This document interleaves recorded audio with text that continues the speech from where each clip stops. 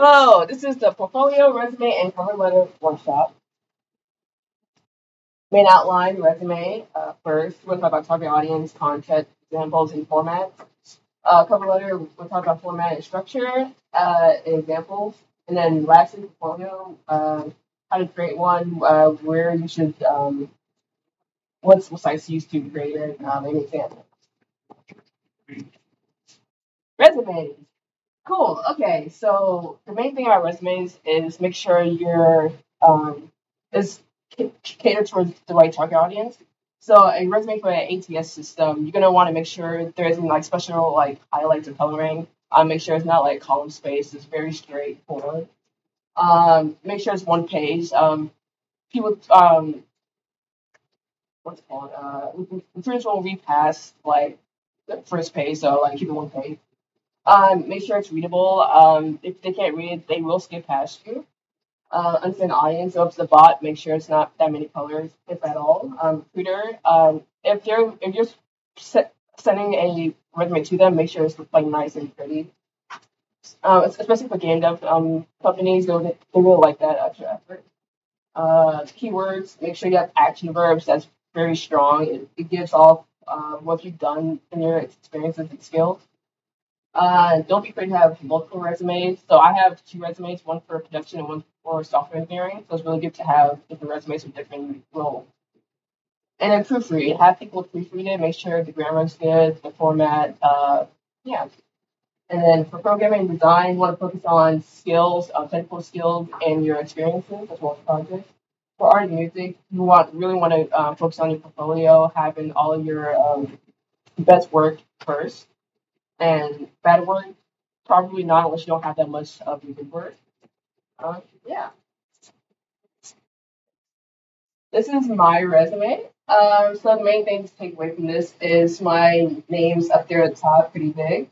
It has my contact info, my email, LinkedIn, contact, portfolio, and GitHub if you're a software engineer or a technical, if you go for a technical role. Education, I have my school, my degree, when I'm graduating, any relevant coursework or accolades, technical skills. This is my production resume, so I've added software like Jira and Trello, task tracking software. For software engineering, you would want to add like Java, C, all that good stuff. And then for experience, make sure your roles are in bold with your company and when you started and ended in reverse chronological order. Good active verbs, coordinated, developed, facilitated, all that good stuff. And make sure your stuff is quantifiable. So it gives people a way to know your impact in your role. So like I've taught this thing to this many people, or I reduced it, or I increased efficiency by this many percentage. Yeah, and for projects, I included a link to my online repo to the project, as well as what I did, a quick blurb of what I did. And then for leadership and development, just a quick thing, keeping it bold of your role, when you did it, company or organization. Yeah, pretty simple. This is my resume, and Nyela went over basically everything that you need to be putting on there, but I think I can share some of the feedback I've gotten about mine. I mean, for one thing, when you're including your number and email and address, consider the publicity of this and who you're sharing it to, because if you don't want your phone number public, don't put it on a website.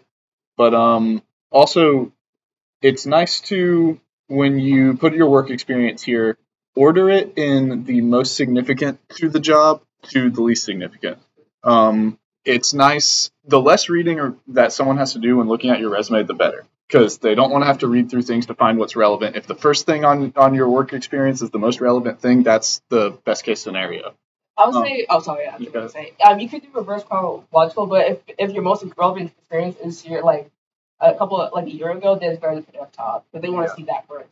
Thankfully, I haven't come across that problem because my most relevant is my most recent. Yeah. But eventually, I think I will be prioritizing by most relevant.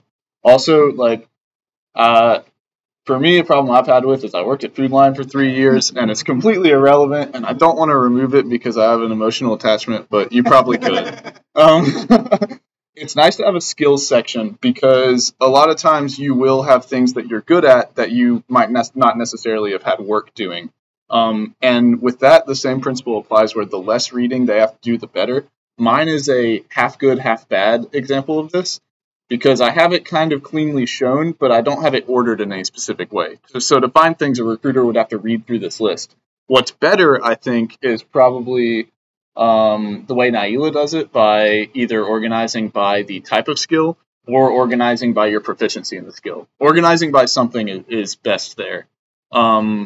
And then projects is a similar thing. One question I've gotten a lot is people reading your resume want to know how big the team was for the project because that tells them different things about it. So that's a good thing to include. Mm-hmm. And then also just including the relevant skills you did for that project as well. Sometimes it's frustrating designing a resume because like I've gotten conflicting advice because if you're applying for a job, first an HR person is going to see it, then a software engineer is going to see it. And both of those people kind of look for different things sometimes. Usually for the HR person, you want to focus on like surface level work experiences and then also your skills that apply to the job. And for the software engineer, they're going to want more details about those specific jobs and projects. And for internships? Oh, sorry. You have a question? I was going to ask like how important is it like if it's higher than 3.5 included. Yeah. It's one of those things that is, if I had to guess, it's probably never important. But if you have a good GPA, it's not going to hurt you to put it on there. So I would say for internships, make sure to put your graduation date because that's the first thing they look for to make sure you're applying for the right role. Yeah, that's Very important. They have to see that graduation date. And you just put it like mine's December 2023. That's in the future, but you just present it like that. You say, this is the degree I'm trying to get. This is when it's going to happen. Okay. Cover letters.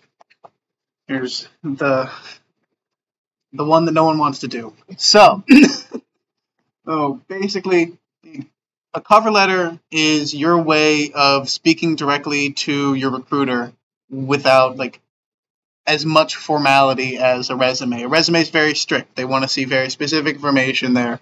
And while they do still want to see some very key points within cover letters, this is your opportunity to give more personality to just like, present yourself in a way that you want to be presented. And so, basically, sorry. You took on all the points. Yeah, cover most of the points. I think the last one is that the reason why you want to do it is even if it is not required, or it's like a section where it's like, please include a resume, and if you want, include a cover letter. Include a cover letter. Or a lot of times, like when it comes down to two candidates, if one of them wrote a cover letter and the other didn't, the one who wrote the cover letter will more than likely get the position. Especially for game development industries, they really want to see a passion in games, and that's the way to show your cover letter. Yep. So if we go to things to include, so you're going to want to start out with an introduction, and something they usually want to know is how did you learn about the position you're looking for? It could have been from a job recruiting website, it could have been from a friend, a teacher, or whoever it is. Let them know. If it was someone inside the company, even better. Next, show that you've done your research into the position that you're applying for. Don't just read the job description or the internship description and think that that's enough. Look at the company. Look at what they've done.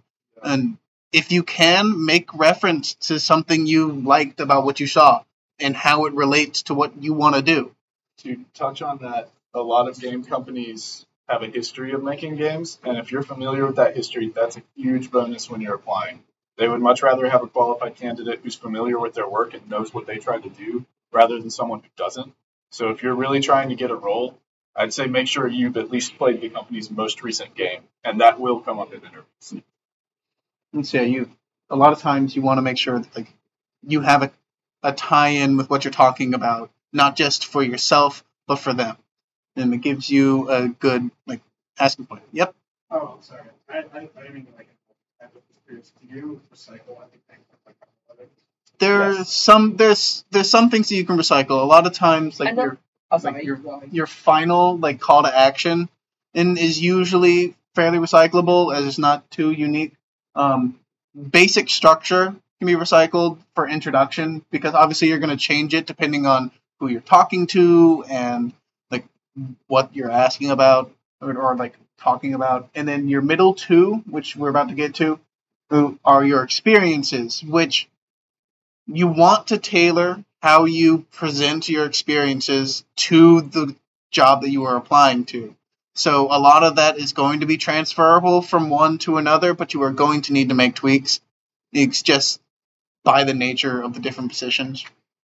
And so one of the things that we bring up is to make sure that your experiences that you are talking about are relevant. And that doesn't just mean your formal experience. And if you don't have any professional experience whatsoever, that is okay.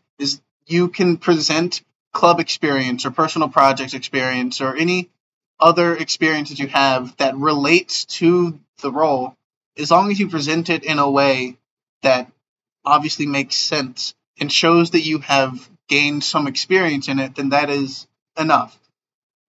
Just so that you don't always have to have professional experience. When you're going through, make sure that you mention any hard and soft skills that you have. If you don't need to explicitly go like these are my hard and soft skills, but make sure that if you collaborated with someone on it, talk about the fact that you collaborated with someone. If you did like a very broad spectrum of things, try to focus on the ones that apply most. Let's just make sure that you are keeping everything that you have like relevant, but also like try and cover yourself, like cover everything that you know how to do in relation to it, which can be difficult to do in a few paragraphs, but it is possible to get like a good chunk of it down.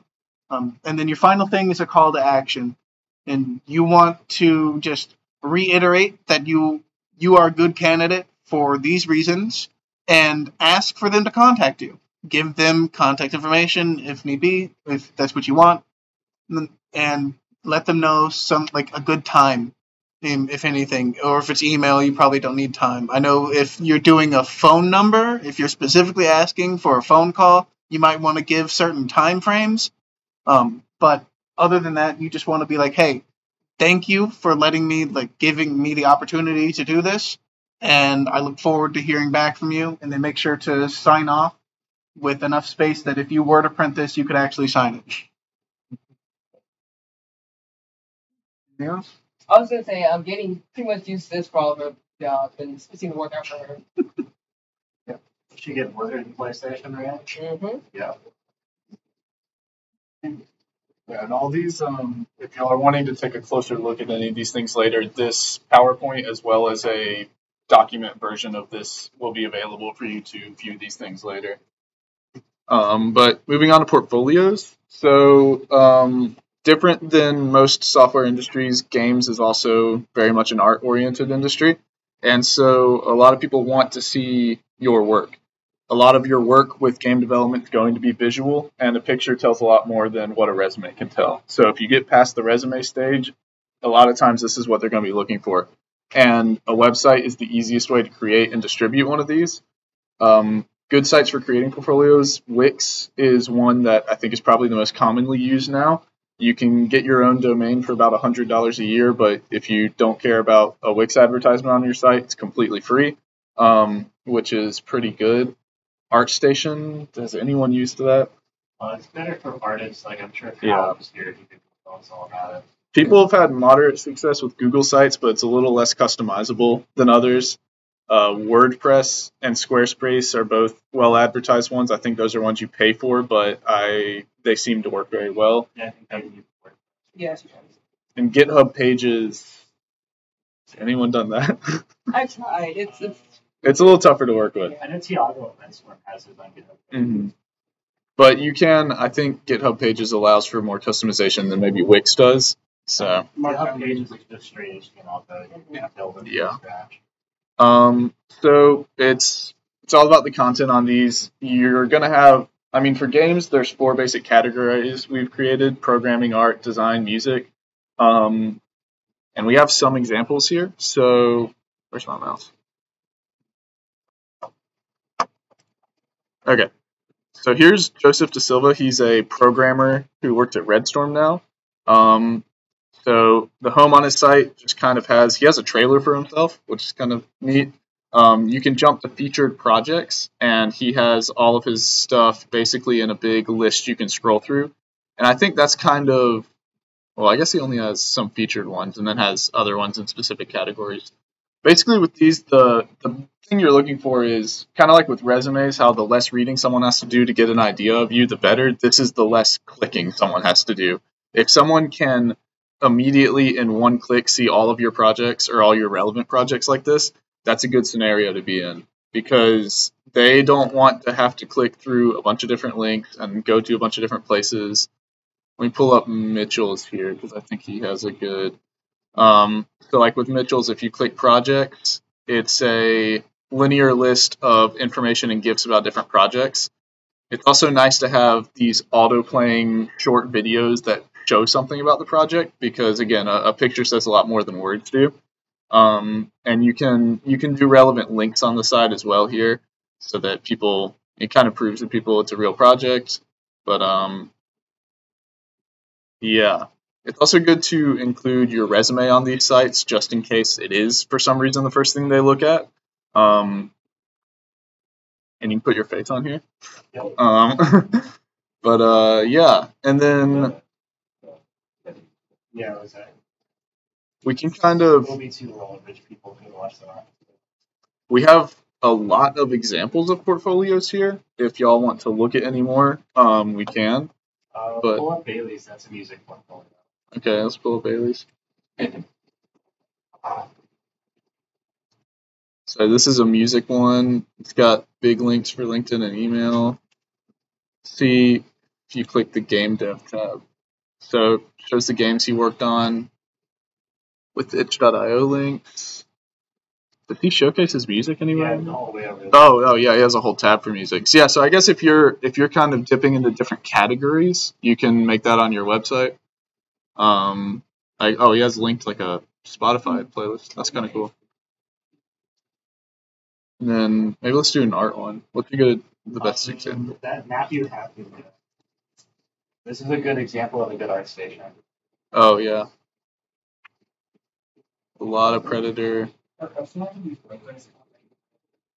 It depends. I mean, I've used Wixsite, which is pretty easy to work with. It really does depend on who you choose.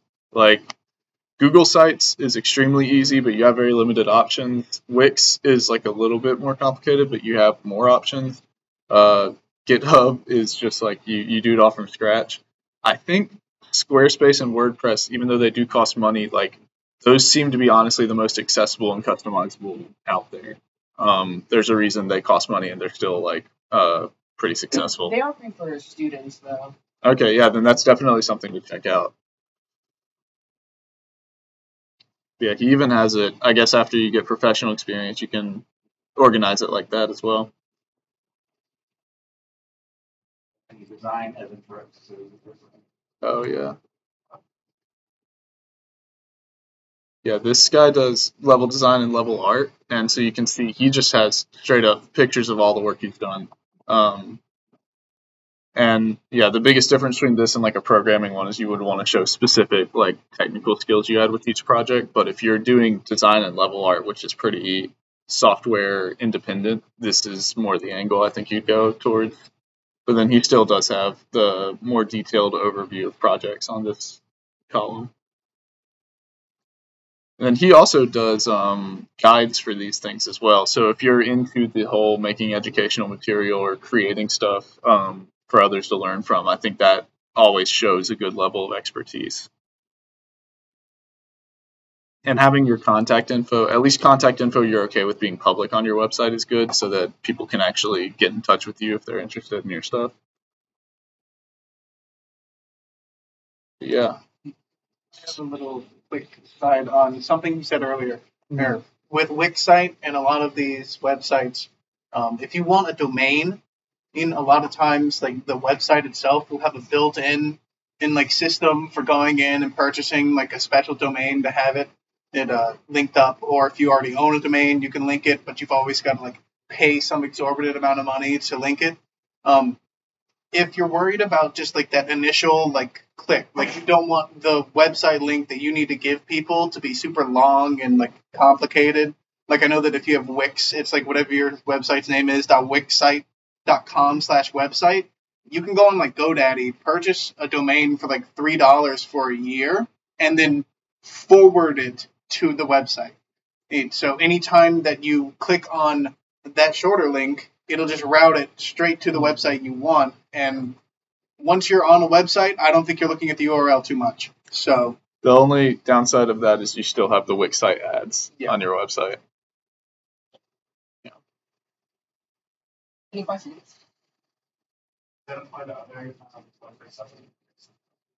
The ones you pay for definitely give you your own domain. But yeah, like Google Sites, you'd have to do something similar. a lot of That- domain owning services, like when you go in, you can manage it, and then you can specifically route it to a different website. Yeah, like when I purchased my domain from Wixsite, it's not like Wixsite owns that domain. They just basically handled the obtaining that domain for me. So you can host whatever you want on your own domain. And I think website builders, like I know Wixsite will let you basically say, I have this domain, I want it to point to this website, and they'll let you do that.